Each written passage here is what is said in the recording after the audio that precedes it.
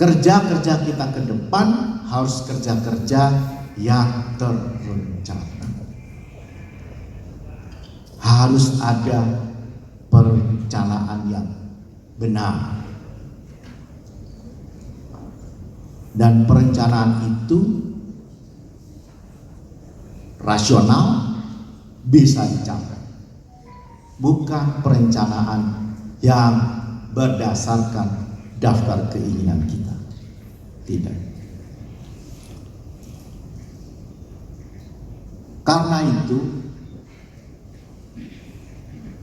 di Muswil ini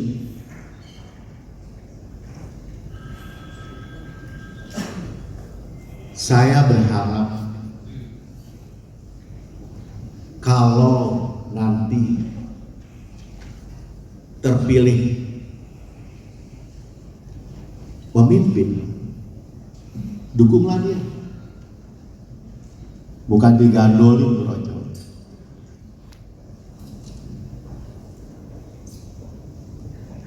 Dan saya mendengar, karena saya punya telinga dan mata, begitu Alinda. Oratornya tadi hebat sekali ya. Orasinya hebat sekali tuh. Ya Pak Arsul ya. Hebat ya. Tuh, thumbs up. 2 jempol ke atas. Sambil mendayu-dayu. Pasti Adinda saya ini hebat sekali. Jadi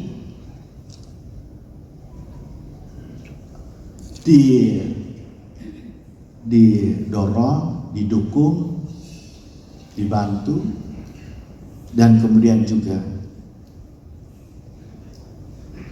yang dibantu juga tahu posisinya, memahami keadaannya.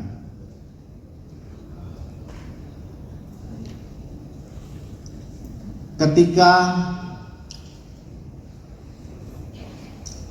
memang paling susah itu adalah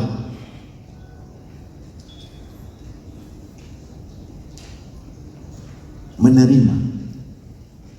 Kalau menolak itu gampang banget. Tapi kalau menerima itu bukan sesuatu yang mudah.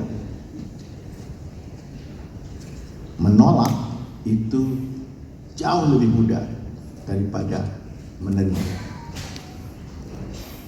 Keterterimaan itu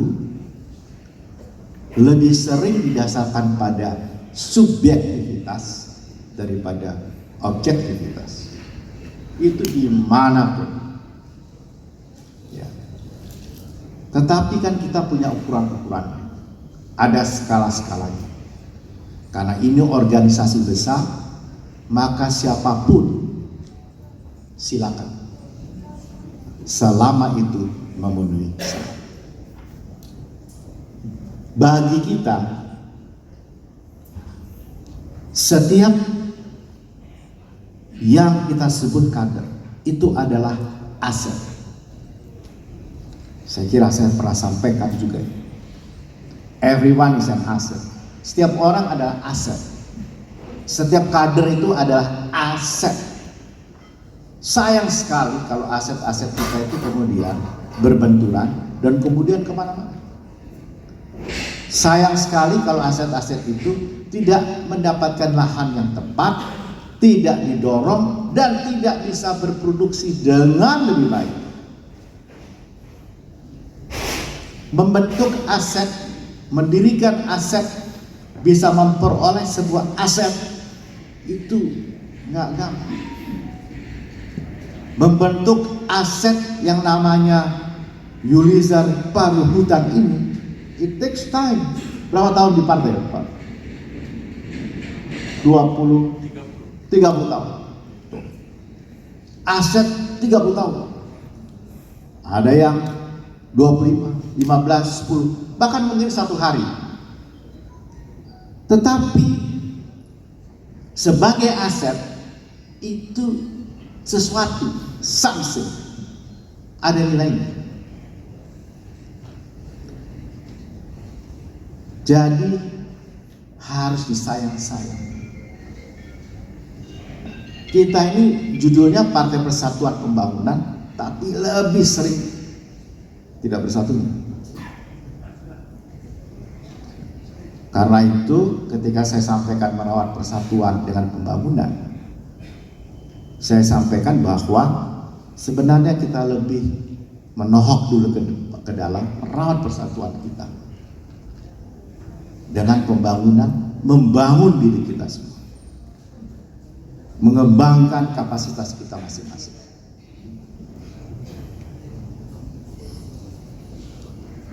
Saya berjanji Sumatera Utara ini DPP akan mengambil atensi yang khusus sebagaimana dengan daerah khusus ibu kota Jakarta, karena kedua provinsi ini telah membuktikan taat kepada keputusan partai meskipun ada derita yang mereka rasakan. Karena itu partai akan membayar. Partai harus mengembalikan. Harus ada timbal balik untuk itu. Dari tempat yang saya berdiri ini, saya berjanji, paling tidak di depan istri saya, tolong diingatkan, ya Bu Nur, karena beliau bendahara saya.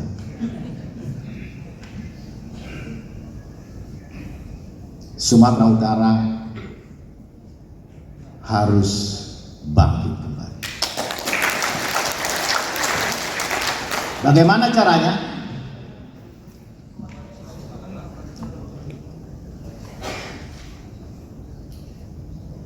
Saya sudah sampaikan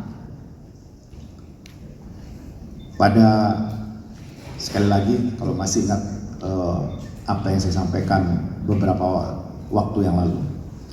Mulai 1 Juli tahun ini,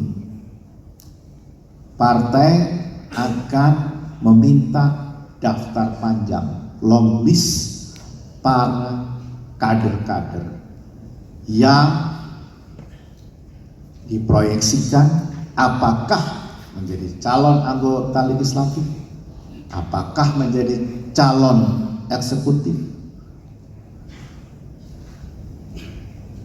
dan setelah itu daftar panjang itu akan menjadi daftar pendek, jadi shortlist pada insya Allah hari ulang tahun Partai Persatuan Pembangunan pada tahun 2022.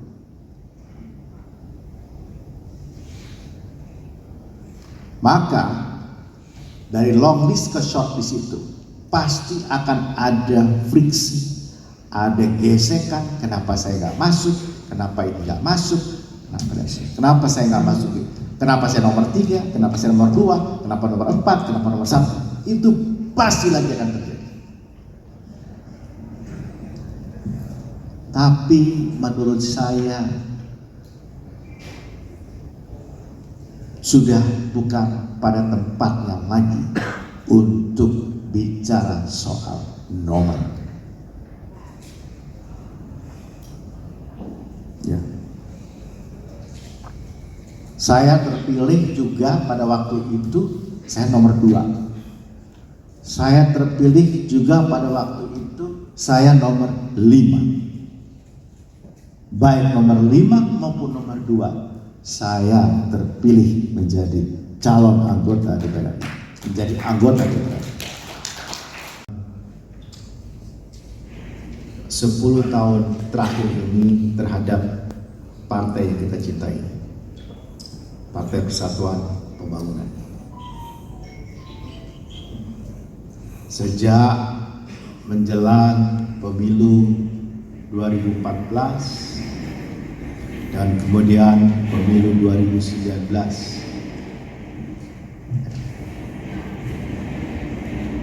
Jadi maksud saya itu 2 pemilu yang mengantarkan kita sampai nanti 2024.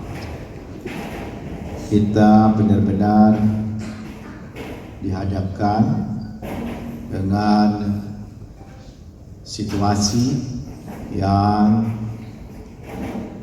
tentu tidak menguntungkan kita secara internal dan juga membuat keelokan kita dalam kerja-kerja elektoral itu tidak maksimum dan akhirnya yang kita peroleh adalah sebagaimana hari ini. Meskipun di beberapa daerah kita bersyukur Partai Persatuan Pembangunan masih menjadi salah satu pemenang, masih duduk di wakil ketua DPR provinsi, masih duduk di banyak DPRD kabupaten kota. Kita bersyukur.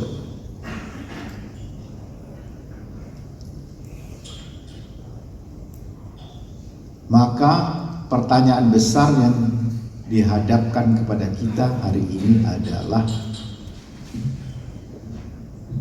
bagaimana kita bisa melalui situasi yang kurang menguntungkan pada masa-masa yang akan datang tanpa sedikit pun